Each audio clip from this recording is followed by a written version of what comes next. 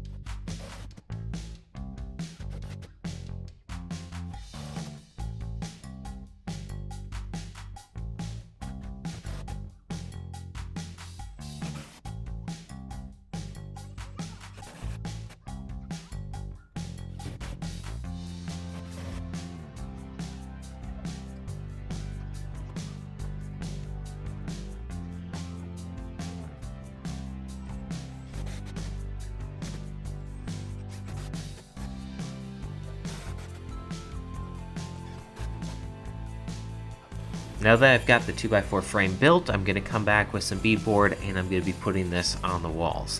Now typically you'd want to put up some sheetrock and then put this beadboard over top of that just to give it a little bit more strength, but this is such a small closet and we're only going to be storing sheets and linens and towels and stuff in here. It's not going to make a big deal, and there's already sheetrock on the other wall, so I'm going to skip that step just so that I can get a little extra space in this closet. It's already small as it is, so I don't want to cut that down by adding another layer of sheetrock.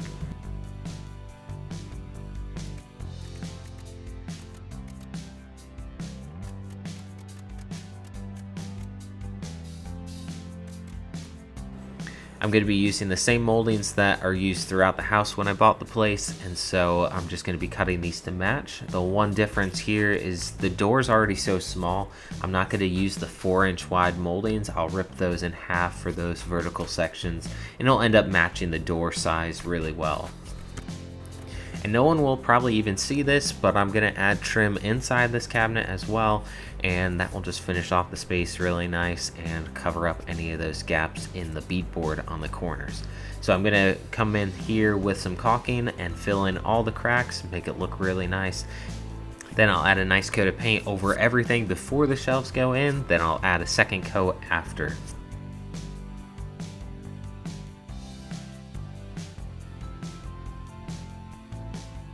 For the shelves, I'm going to be using a very simple design, just using a very thin strip of wood right here. I'll nail that on the 3 walls inside the closet, and then I'll cut a wooden shelf the exact size of the closet to set right down on top of those wood strips.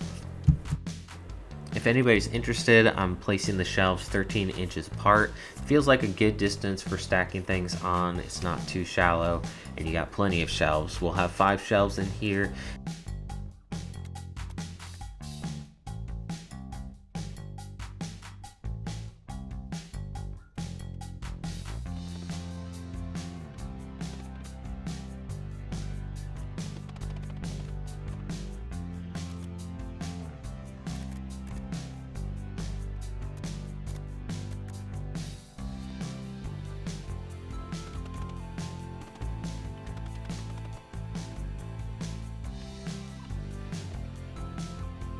I'll take my finish nailer and tack each of these shelves down to those wooden strips, making this a little bit more permanent so nothing moves around. I'm going to come back with some more caulking and fill in all of the nail holes left over on the trim, and I'll also caulk around each of the shelves just to make sure there's no gaps, cracks anywhere.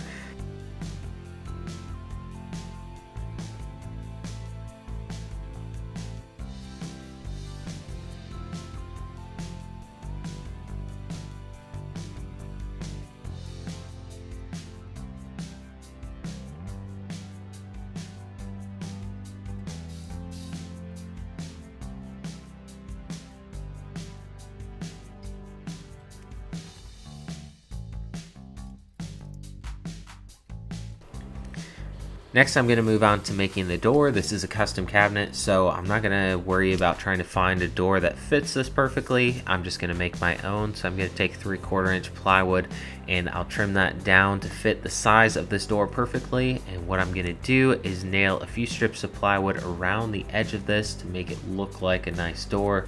I'll also take some wood filler and fill in any of the knots or blemishes on the wood, sand it down really nicely so that once you paint it, you won't even be able to tell that this is plywood. It will look like a legit door.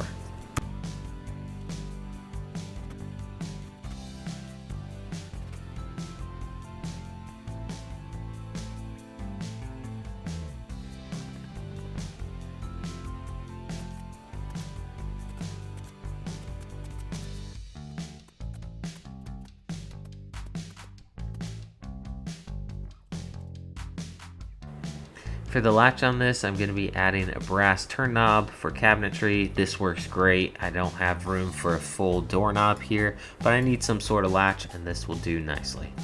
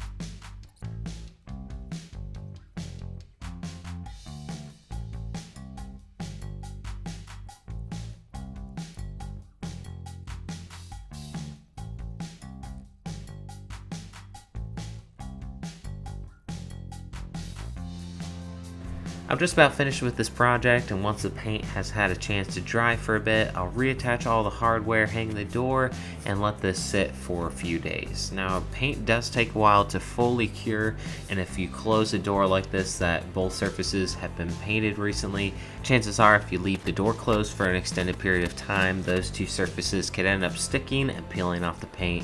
So I'm going to leave this door cracked open just a little bit for a couple days and wait to fill it up with all the linens until this paint has had a chance to fully cure.